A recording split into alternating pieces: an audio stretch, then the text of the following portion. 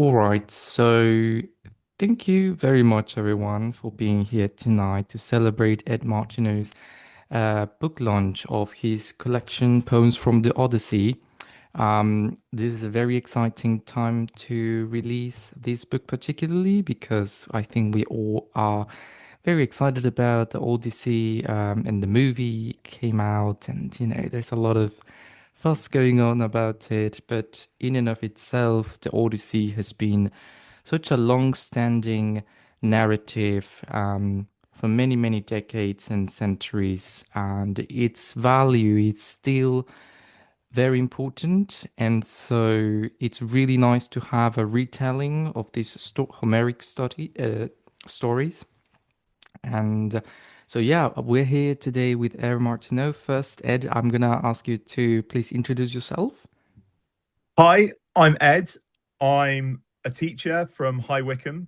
I can't actually see, but I think some of my A-level students might even be on the call, but I'm not quite sure. So yeah, I've been teaching at the same school for about 8 years. I'm a classics teacher. Poems from the Odyssey is my first collection.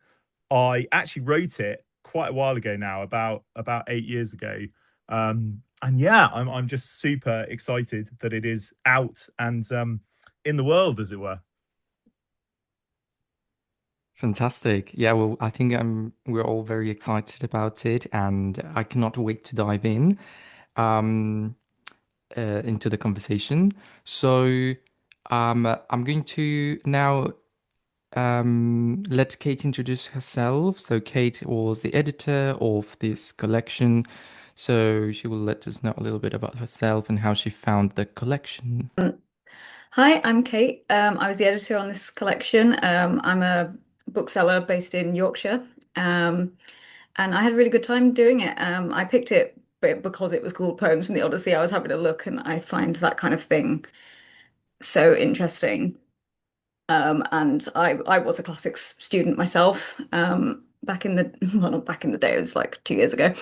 Um, I did A-level classical civilization in I think it was like during the pandemic as well. So I feel like I really got very immersed in it because it was kind of the only thing there was to do at the time was to do the classics work. But I had I had really had fun. I sort of already had a bit of an interest in it just because of like Percy Jackson and things. But I read all like the texts and stuff, and then I did a Homer module at uni as well. So I was really excited to get onto this. And I thought it was such an interesting take on it. And I've got a few questions prepared. But we can just have a chat about it, generally speaking.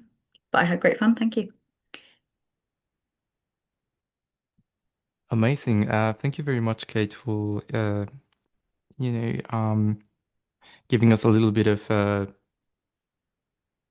preview of why this collection might be interesting to so many people who have studied, ancient history and who like the classics, because I think classics are so um, perennial. They really take us through um, some patterns of human history that we kind of repeat over and over, and it serves as a really nice story of human history, really, even if we introduce magical um, aspects such as myths and gods and monsters and all of that. I think there is a truth behind it that we can find within our daily lives. Um, so really amazing. I cannot wait to start the talk. So I'm gonna ask Kate to ask you some questions, and yeah, well, we'll see how the conversation goes. I'm very excited to hear more about it. Okay, do let me know if I'm lagging at any point because I think my Wi-Fi is a little bit weird, but I promise I haven't got too many. I'm not going to bombard you with them. But just the first one that I wanted to ask you was sort of why specifically the Odyssey as opposed to sort of anything else? Like why the focus on just the Odyssey? Because obviously, there's the Iliad, there's Aeneid. You could have picked any sort of variety of, classical text. You could have gone for one of the plays. What was it about the Odyssey specifically that drew you to it? I guess awfully that narrative was the clearest in my head, bluntly. I've taught it for quite a while. I mean, the narrative has always really interested me because it's such a weird narrative. It's sort of, for those of you who've read it or know it, you might know that it kind of starts in the middle and then it goes back and then it goes forward. And I love that part of it. I think also uh, the word that springs to mind is memory, really. I think the Odyssey is a lot to do with memory, and being a bit vulnerable and self-deprecatory. Creative writing isn't actually always the thing I find easiest. And so it felt while writing it that I wasn't, in a way, being all that creative because I was just sort of remembering bits from it, really. And I just let whatever moments from the narrative I remembered just come into my memory, and then I articulated that.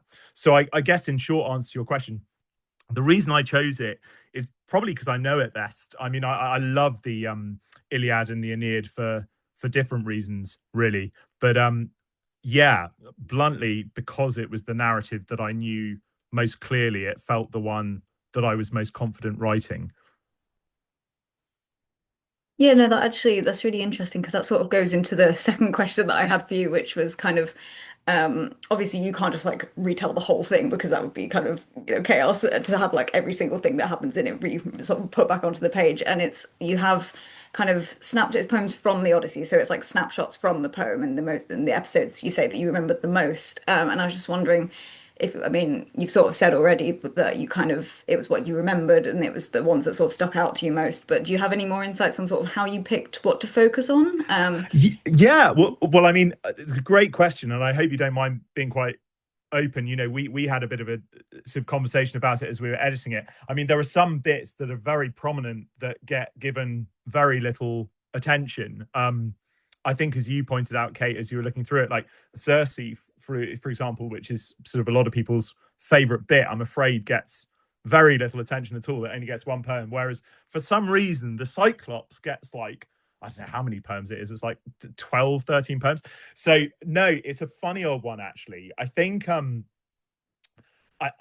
really did. I went through it chronologically.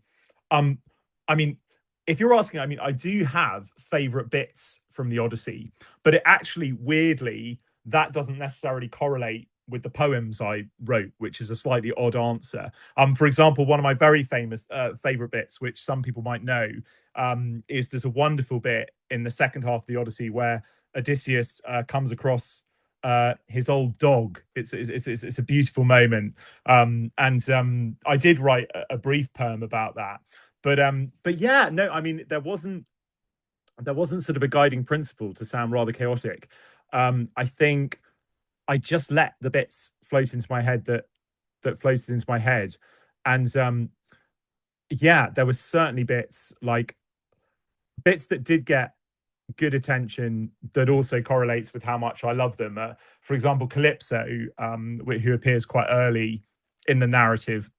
I love that stuff, the sort of dialogue between Odysseus and Calypso, and so I was glad I was able to capture that. And I sort of I love the bit where there's a bit where Hermes has come down to basically tell Calypso that she needs to let Odysseus go, and she's not very happy about that. But there's a beautiful description of her cave that I tried to capture as well. So there were bits where like it was completely in line, as in it was like, oh, I love this bit, and I'm also writing a poem about it. But there were also like other bits, like, sorry, it's probably awful to admit this and thoroughly ironic, but I've huge swathes of the section of the selection are based on the Cyclops episode, which is one of the most famous episodes.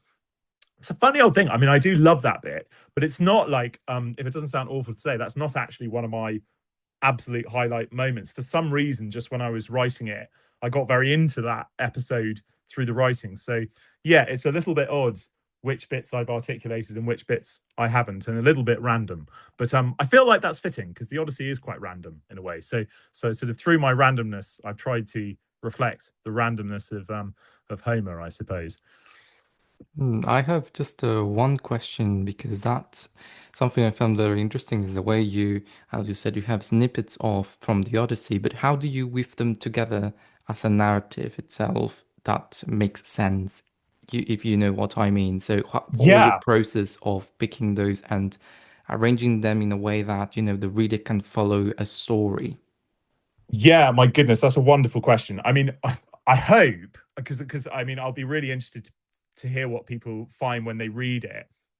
I hope it does kind of form a coherent narrative. I mean, in answer to your question, I sort of just went off instinct and intuition, kind of like just jumping from one stepping stone to the other. So I'm afraid I don't have a very mathematical brain. My cousin, I don't know if he's on the call, but he's a script writer, and he's got a wonderful capacity to kind of frame a narrative in his mind and then execute it. I'm so sorry to say, I'm a blundersome fool. I just sort of, kind of like dominoes, just sort of barge through and hope that it weaves together.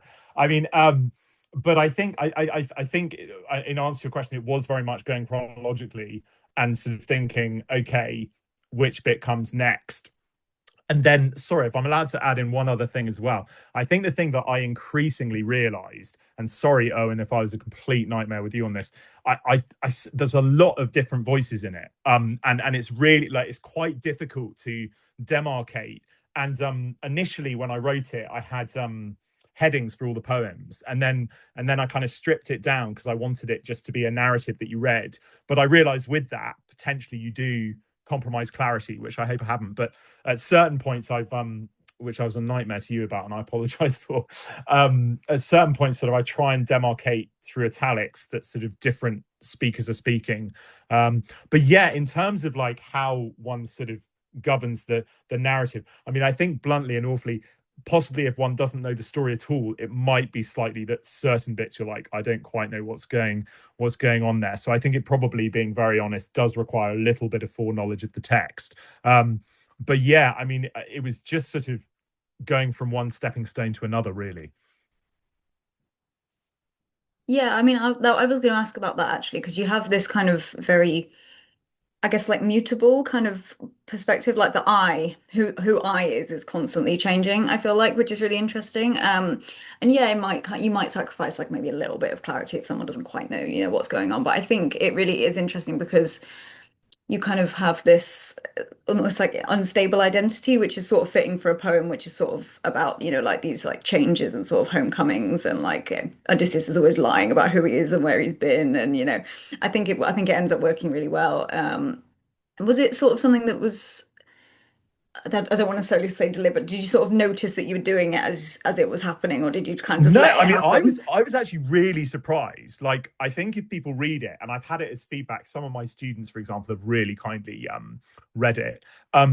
Like, what surprised me is probably the strongest voice in the collection is actually Telemachus's. Telemachus comes up an awful lot. That really surprised me because that wasn't deliberate at all. And then like I've got that as sort of feedback from people who have really kindly read it. They've been like, oh, like I really identify with Telemachus in this collection. Yeah, so like actually that's been one of the really joyous surprises about it, because I just didn't like design it. I didn't sort of go in being like, oh, I want Telemachus to be quite a dominant character. He just sort of came out. And I feel I should apologize again. I mean, Penelope, who's, one of the most wonderful characters in the history of literature, poor Penelope only gets one poem at the end. I'm afraid Penelope doesn't get but it is, but that said, I quite like so the final poem of the collection is Penelope's voice, and up till there you don't get given it. And I kind of that was completely coincidental, but I sort of like it that she has the final say, because she's such a wonderful character. And again, but yeah, in answer to your question, I really didn't realize that. I had no idea that sort of I wasn't even thinking on the level of like, because sometimes when I write, I try and write as sort of, I suppose, for want of a better expression, an omniscient narrator. I think I'm right in saying within the poems from the Odyssey, they're just I'd need to double check, but I don't think at any point there is a distance narrator. I think pretty much everyone is a character. It's either Telemachus speaking or Odysseus speaking. I would have to have a look again, but yes, sorry I keep on going back to it, but the weird kind of blend of voices is something that really has like pleasantly surprised me looking back at it, because it wasn't by design, it was just by instinct. But actually, I hope it might be the sort of one of the interesting components of it. No, yeah, definitely. And I think as well, like if we were to sort of read into it as well, that you could probably say that Telemachus having this really sort of dominant I, me voice all the time is really effective, because it kind of feels like he's got something to prove a little bit more than everyone else. And I think it actually works out really well to sort of have this kind of his voice is kind of very loud for the first bit, because he has to, he's not quite an adult yet. He's not, he's not ready to be king. He's not quite. So it's nice to have that there, and I think that works really well. And it's nice that it sort of presented itself. You sort of were doing it on purpose, sort of, just happening, and it's really nice to have a bit of serendipity like that, I think. No, well, you're really kind to say, and you were really kind. I mean, I feel I should say, you were so in the editing process, you were so kind in kind of giving me that perspective of where I needed to make it a bit clearer. I think there's actually a bit in, it might be one of the poems I read actually, but there's a bit early on where you're just like, I think you actually need to write like I Telemachus here, so that people know that it is Telemachus speaking. So you were so kind, Kate, because you really kind of made clear to me where I needed to make it a bit clearer, which was really, really helpful. I think it helps as well that of the two, I did the Iliad, so I have a little bit more of a distance from the Odyssey. So I was like, okay, I need to remember what's happening here. I was like digging my copy out of the thing. I'm like, right, come on, guys. But I think it's nice to see sort of the sort of distances that people have from the poem, and just sort of check that we all have the same perspective on it. And if you've got a different perspective, what's it going to look like to you? And it's interesting to think about. And I'm probably quite biased as well, because I'm very immersed in it. But I remember showing things to Owen as well, and I think between us, we've all covered a lot of ground with it, and it's been really fun. Hang on, looking at my notes. Um, yeah, I mean, I think we talked a little bit about this while I was doing the editing. But do you think that you've had like there are poets who might have been sort of inspirations for your work while doing this, apart from Homer, of course? Um, No, definitely. I goodness, I'm full of awful confessions tonight. I mean, I actually started out in terms of writing, like, or I suppose an aspiration of mine is because my background's as an actor, I sort of very much was initially trying to write plays, and then have sort of merged into poetry. But I found it hugely instrumental reading certain poets who I wouldn't be so presumptuous to say I am anywhere near an ability, but their style has a huge impression on me.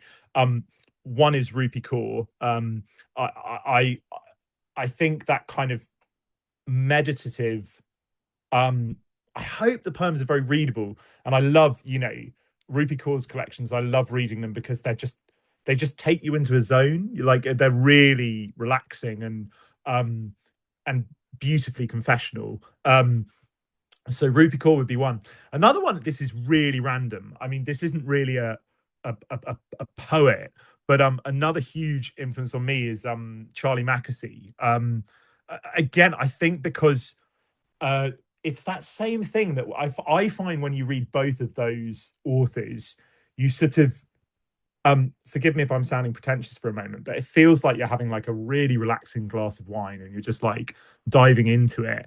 And if I'm, I suppose, allowed to deliver a slight critique of my poems, I don't, there are so many reasons why poems can be wonderful. And I think sometimes, like, I hope people listening have had that moment where where you like read a poem and you go, oh my goodness, I want to like learn that for myself because I love that. I think that's a wonderful thing to achieve as a poet. But other things with poetry is that meditative aspect where you're just like, oh, this is just like really solitary and nice and like calming.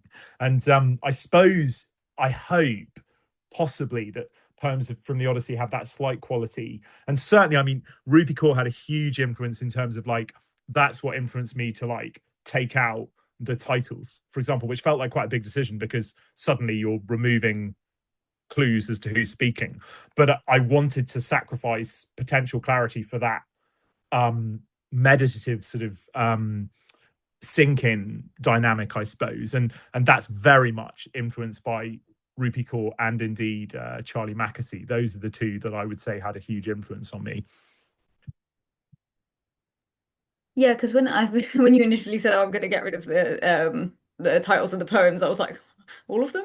Like I kind of thought like I was like, oh gosh, but it says like you say, it kind of gave you the impression of who was talking. And I was like, oh God, are we going to need to add like loads of suggestions? But actually, you're right. I think it's kind of flows into each other a lot more. It's not like sort of segmented in the same way, and it does feel more like one like full narrative in the same way. Which it maybe wouldn't have if we'd left the titles in. So I think you're definitely right on that.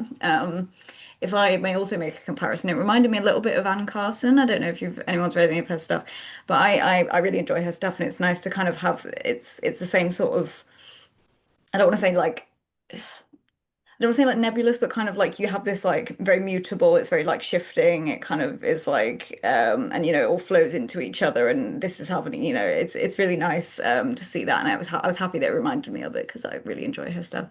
Well, But I yeah, mean, goodness, that's so incredibly kind because I love Anne Carson. I love, if not Winter, her version of Sappho. I think is absolutely stunning. I mean, that's So yeah, no, that's yeah, amazing. I want to talk a little bit about one of my favorites, which is the one of my favorites, which is the Sirens poem. Let me try and find it on this. I've got it open. Hang on.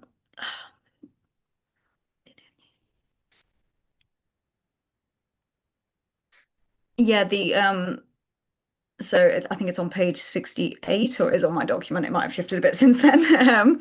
I haven't my physical copy, I think, is with my neighbors and I haven't been able to retrieve it yet. Um, but we have the lines here, being who you want to be and being the man, then the man that you are, and being then the man you are is being who you want to be. I found that kind of really like hypnotic almost, like it really was to me like the Siren song, like it really felt kind of it was it's about identity and it's about his hopes for himself and his desire, but it is also like sort of it felt like almost like I say like hypnotic. It really gave it, and I just wanted to know if you had any thoughts on that poem particularly. Oh yeah, I mean, sorry, I'm full of bad confessions this evening. I mean, well, not bad confessions, but yeah, I mean, I parachuted into that poem so many random things. There's, there's some really, yeah, I mean, there's some odd lyrics in there. The being who you want to be and being then the man you are, being then the man you are is being who you want to be. I have to admit, actually, slightly weirdly, like, so for ages in my 20s, I just have these like weird lyrics that would just come into my head and I'd put them on my phone and sort of just keep them. And there are a few that I've just shamelessly parachuted into poems from the Odyssey. And the Sirens one is funny. I think that's the one. Does it also have the lyric? Sorry, I'm not actually. I'm going off memory deliberately here. I think it has the lyric in it. We are the dot. I think among other things, and it's got sorry, there's an irony here because my wife is actually upstairs a room away. But I think there's a lyric in it as well, the wife you wanted a room away, which is quite humorously ironic given that my wife is literally a room away. But yeah, like I absolutely parachuted in a ton of weird stuff into that poem. And I used a lot of personal lyrics.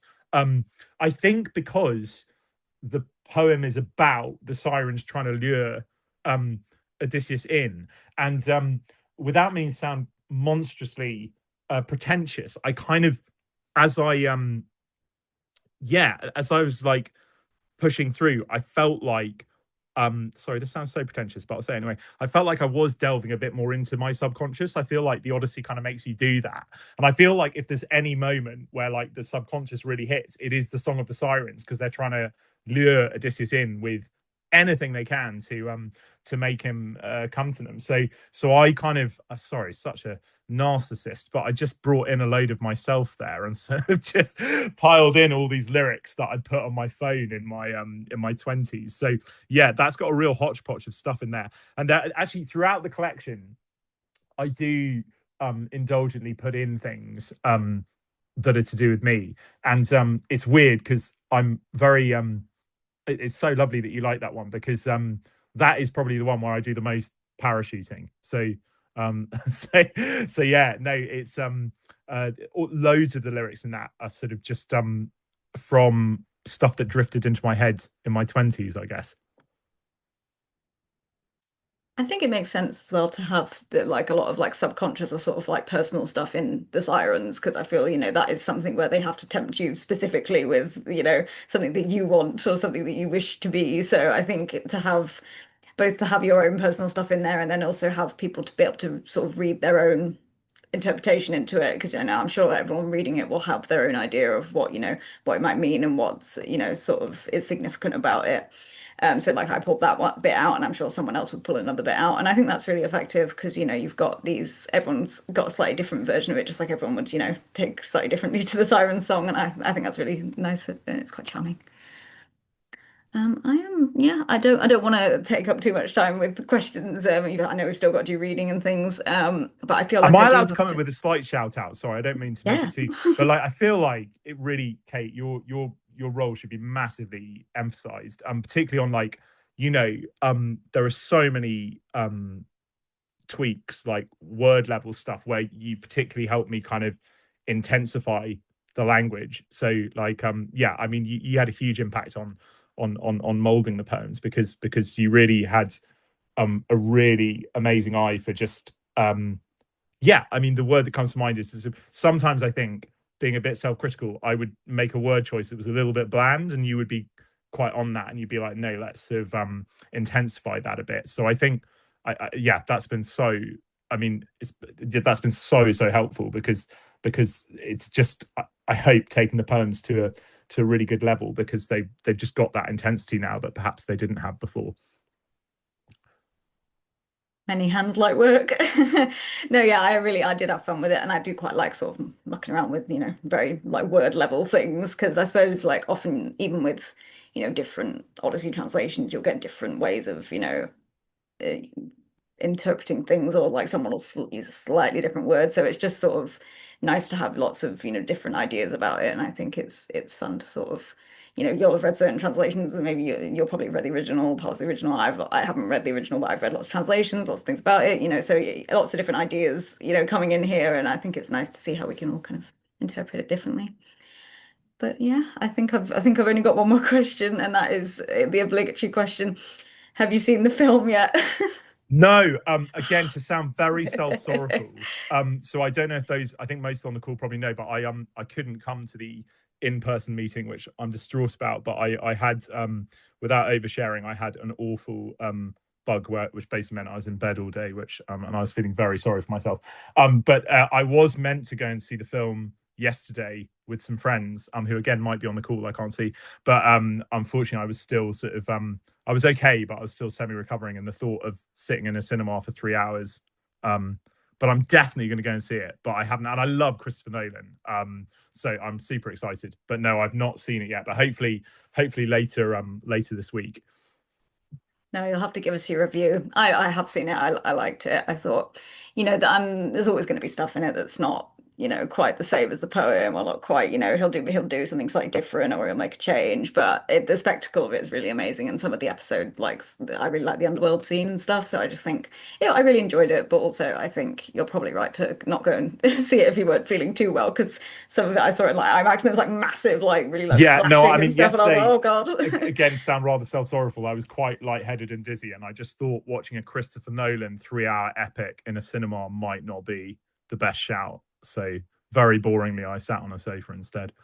No, the right call. I was like sweaty and like, oh my God, by the end of it, it was like seriously intense. But I hope you do enjoy it when you get to see it. Um, I think that is the end of everything I prepared. But if Erwin has anything else, he can jump in with it, and if not, we can do some readings. And thank you very much for your answers. Thank you, Ed. That was amazing and very lovely questions, Kate. Thank you so much. Yes, I mean, yeah, the whole editing was such an amazing experience. I'm so glad that Kate had such a good time taking care of your book. And yeah, I mean, I haven't watched the movie either actually, but I really want to. So yeah, I think retellings are such an interesting way of bringing a new perspective to what you already know about the history. And, I don't think any interpretation will be ever the same as another. Even translations may vary quite a bit from one translator to another. So it's quite interesting to see these different, um, uh, you know, uh, spectrums of the stories. And yeah. So thank you so much. That was a very interesting interview, by the way. Wonderful. I loved hearing you both talk about it. Even I learn a little bit more about it because I'm not as cultured in Greek mythology as Kate is. And so I was very, very happy that she took on this, because she has a lot of knowledge on it, and that would make more sense. So yeah, that was great. Okay, so we're gonna go to the second part of this evening, which is the reading of the poems. So now I'm gonna yield the floor to you, Ed, and you're going to read a few poems. If you want, after each poem or before each poem, you can give us a little bit of synopsis of what the poem is about, or in which part of the story are you going to read from. So we kind of get ourselves in that frame of mindset, and we're not so, oh, what's happening? So Absolutely. Well, no, and Owen, do police me. Tell me if I've sort of done enough or too many. I'll sort of pick a few and then just tell me if you want me to do a couple more. I thought, I mean, I'll start at the beginning because that seems to make sense, and hopefully everyone will kind of be able to pick up on that one. Really weirdly, if you do get a copy, you might think right at the beginning of the collection, which my wife did about an hour ago, that there's a typo, but there isn't. So the opening section is called proem, which a number of people might be like, well, you've just written poem with an R, which is true, but it's deliberate. Basically, the openings of epics are called proems. So I've done my own little proem. Basically, to give a bit of context, like Homer starts out the Odyssey by saying, "This is what the Odyssey is going to be about," and it's Homer's voice. Just a little bit of information there. It's quite interesting, actually. He's quite defensive of Odysseus at the start, because an awkward circumstance for Odysseus is that he gets home, but all of his men die. And that obviously as a leader doesn't look very good. But Homer kind of jumps in his poem and is like, but it wasn't his fault. It was his men's fault. Anyway, my poem, I didn't do any of that. So my poem, I did Odysseus's voice. And sorry, it's very short, so I hope it's not going to be hopelessly underwhelming, but I will read it and then I'll just make a few comments, if that's all right. I want to journey home. I will reject immortality. I want to see the smoke rise from the houses on the island. My name is Pain. Sorry, upbeat. Yes. So it's I decided to do it from Odysseus's voice rather than Homer's.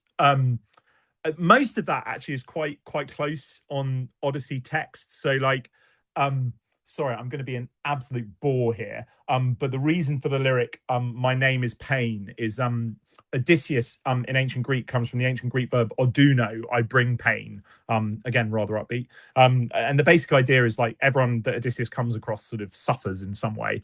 So I wanted to sort of have that as like an opening thing. Again, there's like a lyric in there about like, I want to see the smoke rise from the houses on the island.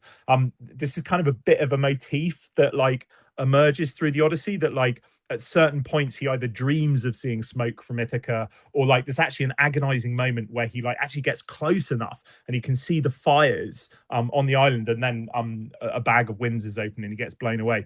So there are a few just like hints about stuff in the text. But yeah, that's one. So that's the opening poem of the collection, and I hope kind of for anyone reading it now, you won't think, oh my goodness, they've done a typo to start, because we I haven't. It's just wanted deliberately to proem. I just wanted to jump in to say how incredible it is that you managed to pack so much of the story in just a few lines and such a few words. It's just phenomenal. The imagery just drives us into the scene and the background and the introduction of the character in such a very condensed poem. So yeah, I just wanted to say that that was amazing. Great. Oh Well, no, well well that's done. very kind, but it's sort of it's all plagiarism really. But no, it's yeah, no, I really hope it does gesture at a few bits of the Odyssey, and yeah, no, that's very very kind. Shall I pick another one? Awesome. I think what I'll do is I'll do um one more that kind of introduces, that's quite early on, that introduces Telemachus, and then I'll do a leap forward, if it's okay. So yeah, this is the first poem to introduce Telemachus, Odysseus's son. There's a bit of a kind of bit at the beginning of the Odyssey, which is known as the Telemachy, which follows Telemachus's journey to kind of find out about his father. And I ended up writing a number of poems about it. But this is the first one that involves Telemachus. So I'll read it now, and then I'll come in with a few comments, if that's all right. The stars in the air. I, Telemachus, am alone. I sit here. Men surround the tables. In an upstairs chamber stands my mother. The suitors wait for her. They have this idea that they are going to marry her. I am not angry. That is beyond me. They must leave. I am alone. So that's the Telemachus poem, which I suppose wonderful. Sorry, not wonderful, but just teenage angst. But yeah, no. He's I often have fun with my A level class civ students talking about this, because like a big part of the early bit of the Odyssey is Telemachus going to grow up? Like he's quite immature at the start of the poem, and like Athena basically has to go down. I mean, just to bring it into perspective, like Athena, rather than going to Odysseus's island to get him freed, sees getting Telemachus to grow up as even more important. So she goes down there while Hermes goes to free Odysseus. Yeah, he needs to grow up a bit.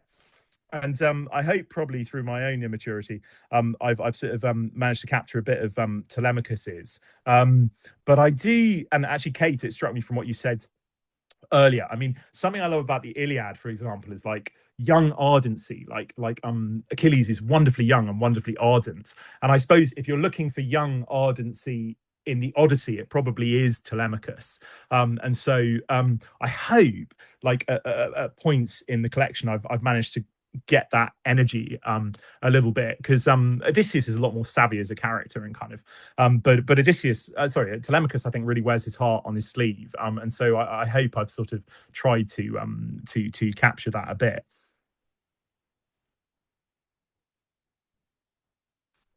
Right, amazing. Should I Amazing. do another?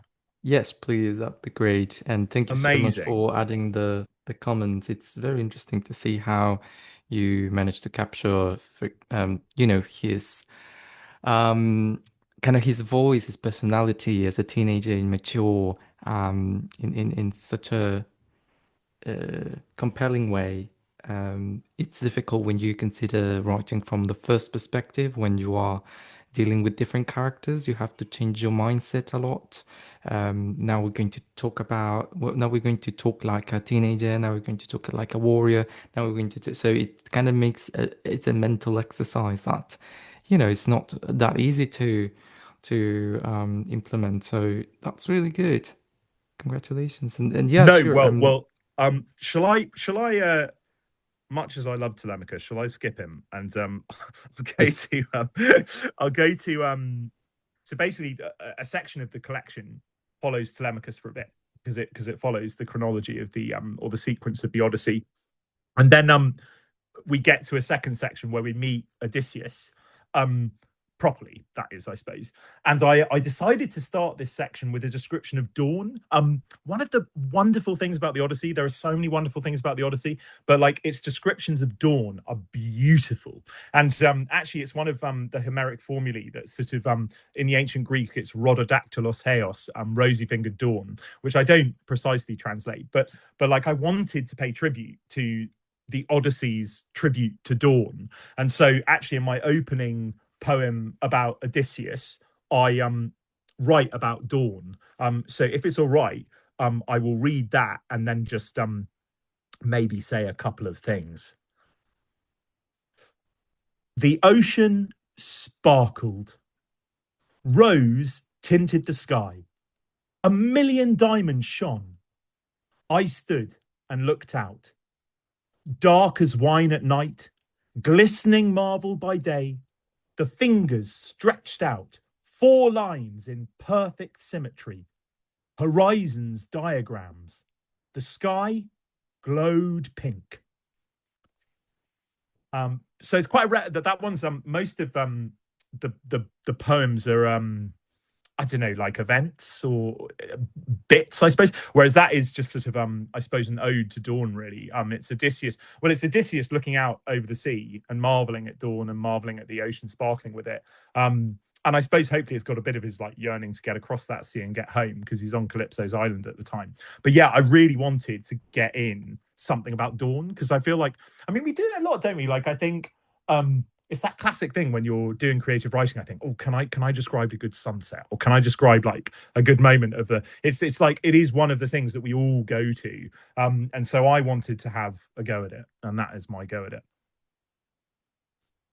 Really love as well that even though you didn't directly translate a lot of things, you still got the wine dark sea in there.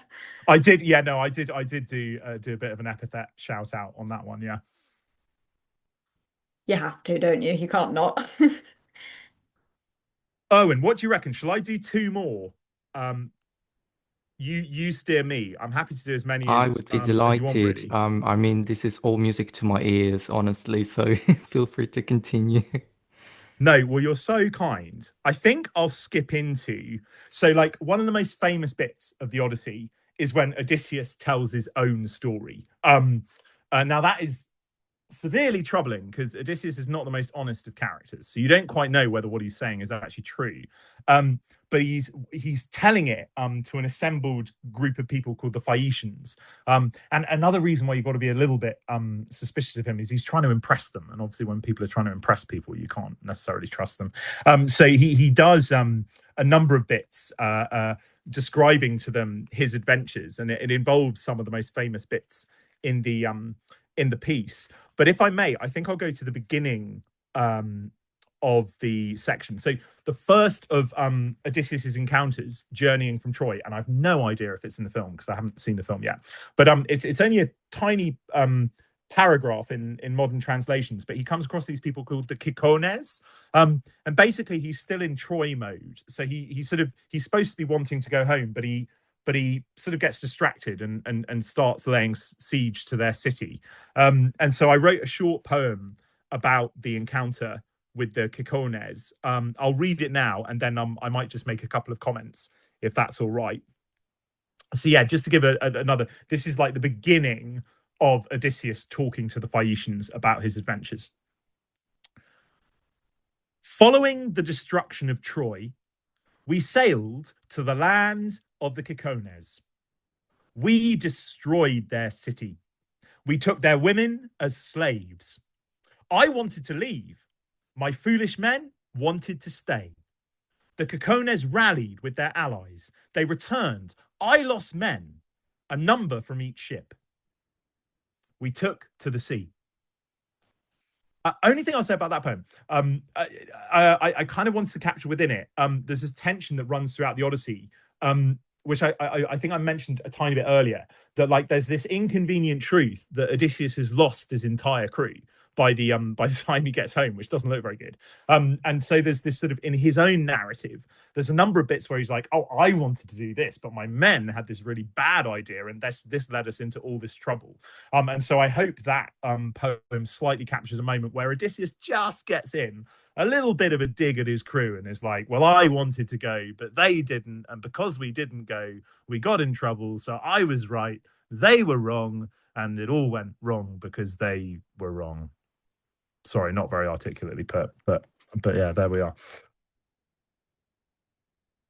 Right, shall I do one more, and then like, yeah, if I tell you what, shall I do I'll do the only poem that I did about Circe, because a lot of people like Circe as the sort of Circe, sorry, for anyone who doesn't know, is the witch who famously turns Odysseus's men into pigs. But then it all turns out all right. She's actually quite nice in the end. But she's not, to begin with. She's not. She like turns all the men into pigs. So I'll read the moment where he in my version he encounters Circe. In her house, she was singing. We came to a clearing in the wood. The smoke had risen through the trees. Lions and wolves padded out. Pigs. Yes. I could smell them. She came to me. Her robe gleamed white. She said, I heard in my head, welcome, Odysseus. I have transformed your men. What I did was I prepared for them meal and honey. I looked down. I said, return my men. We went in. She had blonde hair. Inside and outside it shone. I sat and I ate. Then I drew my sword. Yeah, no, I love the Circe stuff. I made a brief mention of the pigs there. Goodness, I'm conscious of things I should say and things I shouldn't say. I mean, ultimately, he subdues her, and they sleep together. Sorry, I should be careful what I say, but some, I think, scholars think there's and my A-level students might chuckle because I do talk to them about this. There's an element of patriarchal or perverse male fantasy about this idea of this guy who, you know, overcomes this woman and then she wants to sleep with him, and it's sort of yeah, it's certainly not very modern and politically correct, but I may have got bits of that in there because sort of immediately after that poem they do sleep together, and also he stays there for a year, and that's very much his call rather than his men's. So his devotion to getting home at that point is not quite as noble as it might be. Actually, is right if I read one more and then shall I just read the final one of the whole thing to do a slight sort of Yeah, I think that's a good idea. That way we have almost like one poem per section. Yeah, we have almost, yes. Yes, we pretty much have actually. So is that all right? Shall I do the very final one, which obviously skips quite a bit, but I will pay tribute to Penelope, who I think is one of the greatest characters in literature. And there's this, sorry to give a bit of preamble, but there's this beautiful simile at the end to describe their reunion. And I tried to articulate it in my final poem. So if it's all right, I'll read it now and then maybe make a couple of remarks. So this is Penelope speaking. I felt like a man, someone desperate to be back on land, who has been swimming up against jagged rocks. He clings on, but he has to let go. That is how I felt when finally I embraced him. And that's the final one of the collection. But I think I'm a big believer. So there's certain there's debates among scholars as to what the actual end of the Odyssey is. And there are 24 books, and a lot of scholars are like, oh, well, book 24 isn't actually the end. And the reason they say that is because book 23 ends so beautifully with Penelope and Odysseus reuniting, and that so seems to be the heart of the narrative that lots of people are like, well, it's a bit anticlimactic after that. So I fear I've sided with the people who say that book 24 doesn't matter because I ended at the end of book 23. But no, I mean, again, totally undeliberately, but I'm kind of glad that it ends with Penelope's voice because she deserves it, I think.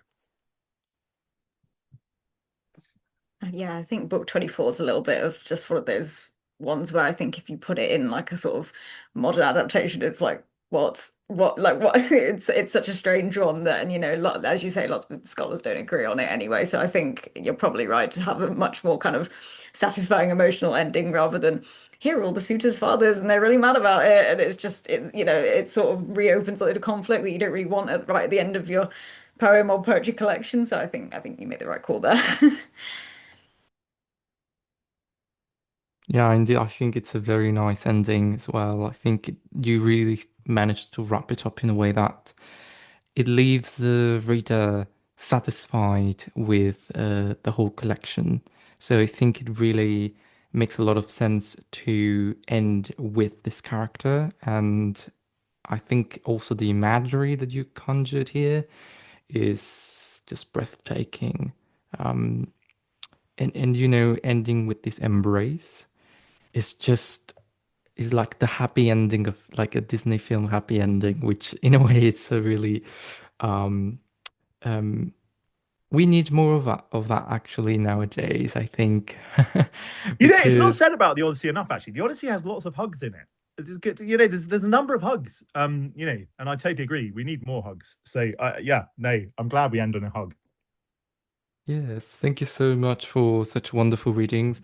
I really enjoyed listening to them from your voice, and I really appreciate when poets read their own work because they bring a lot of energy to the poems, and um, yeah, it was just great to listen to it, to get inside the world that you've created, well, that Homer created, but that you allowed us to get in as well through your own eyes and through your own perspective.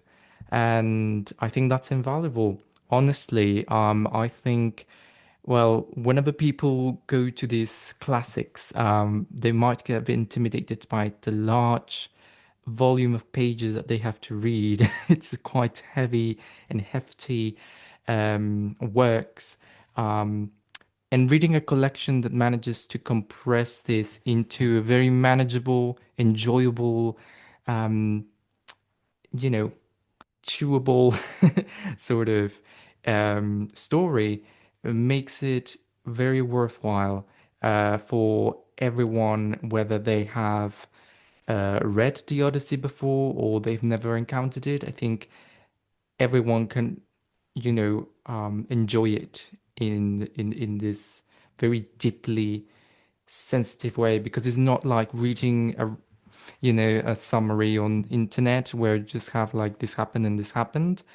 But it's actually letting you into the scene and into the minds and the characters' minds and how the world looks like. And so it's like the best of both worlds, isn't it? And I think for people who might not have the time to read the whole book or do not find it interesting to know all the nitty-gritty, I think by reading the Odyssey, they might get the best of it.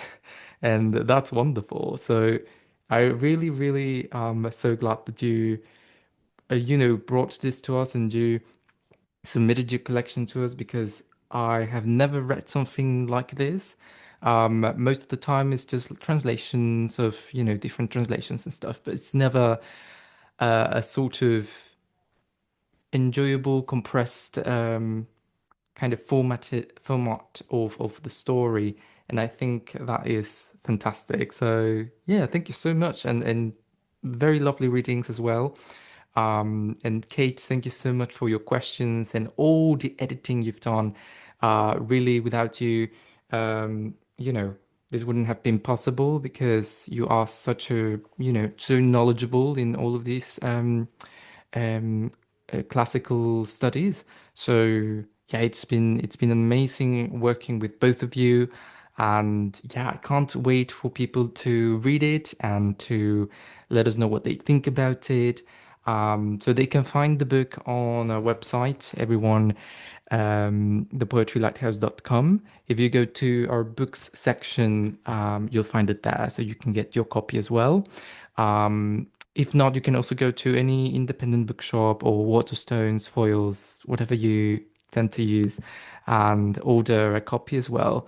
So yeah, make sure to read it and let us know what was your favorite part. Give us a message or connect us through Instagram. And it was very lovely. Thank you everyone as well for coming. All the family members, friends, and people who were interested in joining us for the book launch of poems from the Odyssey. So just to finish this Zoom call, I just wanted to let Ed know, let us know, or sort of give us a few words if you would like to about um, you know, just to No, finish well, this up. massive. Unfortunately, I'm not able to see who's on the call, but I'm hoping some of my students might be. And if they are, I just want to particularly shout out to them because getting to teach it for A level really has inspired me in seeing them learn about it. And they come up with so many insights. So, as far as I'm concerned, they've almost been part of the creative process. So if any of my students are watching or listening, I just want to say a huge thanks because you're all a privilege to teach. And I love my job, and it's because of you guys. That was very, very amazing. Thank you so much, Ed and Kate, and everyone who came tonight to celebrate the book launch. I hope you all have a wonderful evening, and yeah, keep enjoying. Go watch the Odyssey. I will certainly will, probably this weekend. So I can't wait to see all the parallels between the movie and the book, Ed Martineau's book. And yes, go get a copy. It's such a wonderful read. You will enjoy it.